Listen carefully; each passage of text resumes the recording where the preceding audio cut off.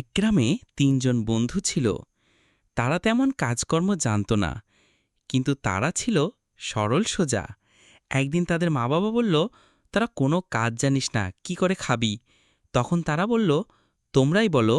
তখন তাদের মা বলল, তোরা বিভিন্ন গ্রামে গ্রামে ঘুরে ঘুরে কিছু ভাঙাড়ি জিনিসপত্র কিনবি এবং বিক্রি করবি। তারা রাজি হলো। একদিন তারা বেরিয়ে পড়ল। ঘুরতে ঘুরতে বহু দূরে রাজার বাড়ি এসে হাজির হলো।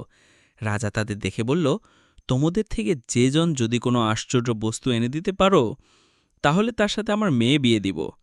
তারা আবার বেরিয়ে পড়ল। ঘুরতে ঘুরতে তারা একটি তিন রাস্তার মোড়ে এসে হাজির হলো।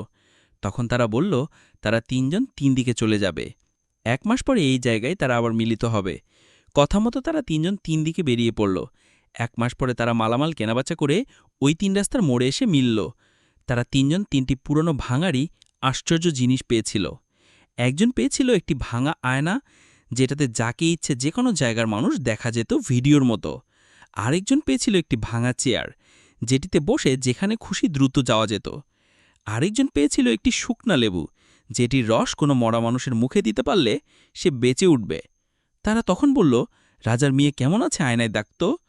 অমনি আয়নায় তারা রাজার মেয়েকে দেখতে চাইল।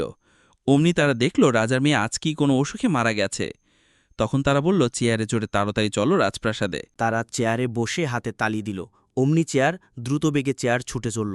তারা রাজপ্রাসাদে পৌঁছে বলল, তারা মৃত রাজার মেয়েকে বাঁচিয়ে দিতে পারবে, তাদের কাছে ওষুধ আছে। তখন রাজা বলল, তাই করো, আমার একমাত্র মেয়ে। তখন তারা ওই লেবুর রস অনেক কষ্টে বের করে তার মুখে দিল। অমনি সে বেঁচে উঠল। তখন কার সাথে বিয়ে নিবে ঝামেলা বাঁধল। তখন রাজার উপদেষ্টা বলল, যে বাঁচিয়েছে সে পিতার কাজ করেছে, আর যে চেয়ারে এনেছে সে ঘটকের কাজ করেছে, আর যে আয়নায় দেখিয়েছে সে বরের কাজ করেছে। তাই আয়নাওয়ালার সাথে বিয়ে দিল। তারা তিনজনই বড়লোক হয়ে বাস করতে থাকল।